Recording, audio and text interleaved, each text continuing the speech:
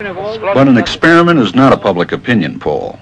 It examines behavior under the pressure of social forces, as the experiment of Solomon Asch reveals. The experiment you'll be taking part in today involves the perception of lengths of lines. As you can see here, I have a number of cards, and on each card there are several lines. Your task is a very simple one. You're to look at the line on the left and determine which of the three lines on the right is equal to it in length. All right, we'll proceed in this order. You'll give your answer. Only one of the people in the group is a real subject, the fifth person with the white t-shirt. The others are confederates of the experimenter and have been told to give wrong answers on some of the trials. The experiment begins uneventfully as subjects give their judgments. Two. 3.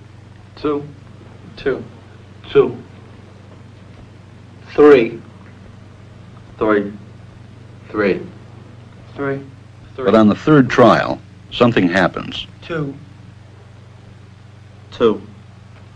2.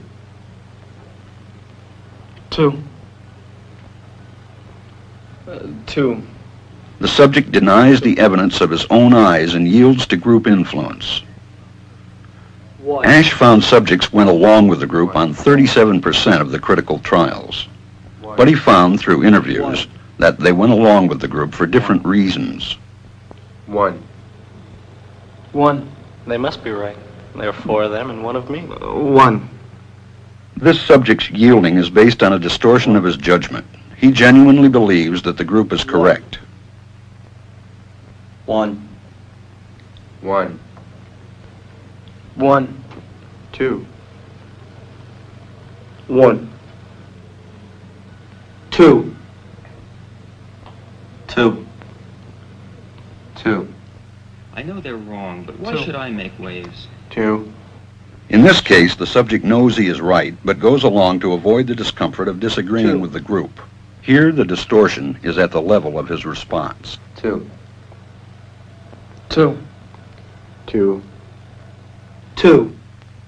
In the previous experiment, the naive subject stood alone against the group.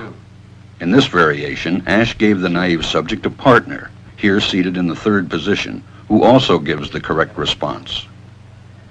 1. 2.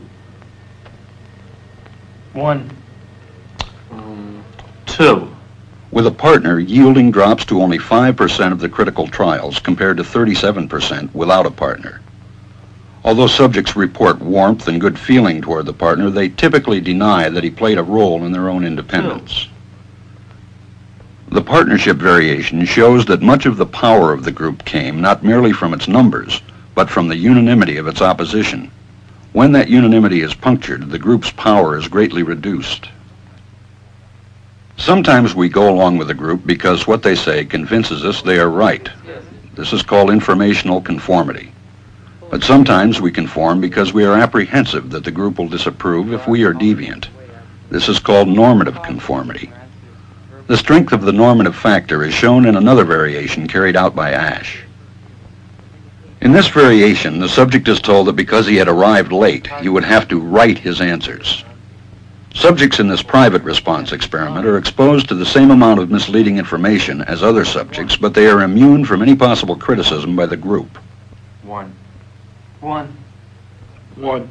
And this enormously reduces the pressure to conform.